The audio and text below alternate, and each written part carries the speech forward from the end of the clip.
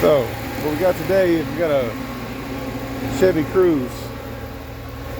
Not one to start up and run. So we need to figure out what the issue is so we can break it down. Checked all the spark plug.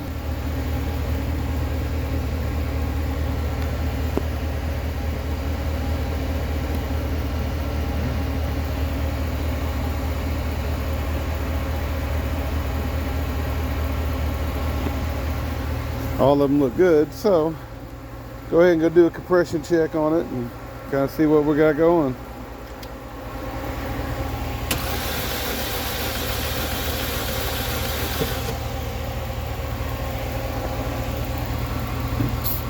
So we'll do the compression check. Go ahead, one more time. Go ahead and do another compression check on this and see what this number 2 cylinder says.